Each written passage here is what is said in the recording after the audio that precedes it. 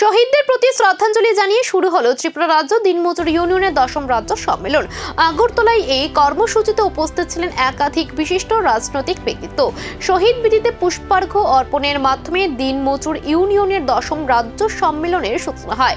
পরে স্থানীয় শিক্ষক ভবন প্রদীপ প্রজ্বলন করে আনুষ্ঠানিক উদ্বোধন করেন প্রাক্তন মন্ত্রী মানিক দে। অনুষ্ঠানে উপস্থিত ছিলেন প্রাক্তন সাংসদ শঙ্কর প্রসাদ দত্ত, বিধায়ক নির্মল বিশ্বাস, সিপিএম জেলা সম্পাদক পদ্মা কুমার দেববর্মা সহ অন্যান্য নেতৃবৃন্দ।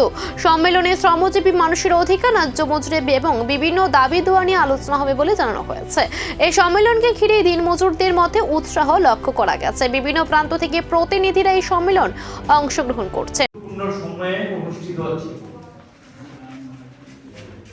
আমি গুরুত্বপূর্ণ এই কারণে বলছি, সারা দেশের চেহারাটাও ভালো না, সারা পৃথিবীর অবস্থাটাও ভালো না। সংক্ষেপে আন্তর্জাতিক পরিস্থিতি, বেশি আমি আলোচনায় যাব না, তবে সংক্ষেপে কিছু বিষয় তো বলতে হবে। শ্রমিক শ্রেণী আন্তর্জাতিকতাকে বাদে বিশ্বাস করি। যেমন গতকাল আমরা মে দিবস পালন করেছি।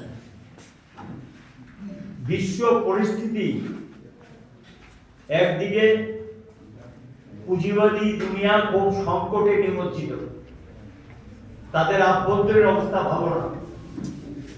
2008 সালে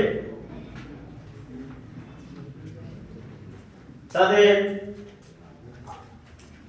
যে মন্দাটা দেখা দিয়েছিল, সে মন্দা থেকে বেরিয়ে আসতে পারে। শহীদদের শ্রদ্ধা জানিয়ে শুরু হওয়া এই সম্মেলন শ্রমিক অধিকার আন্দোলনের গুরুত্বপূর্ণ মঞ্চ। এখন নজর ভবিষ্যৎ বার্তায়।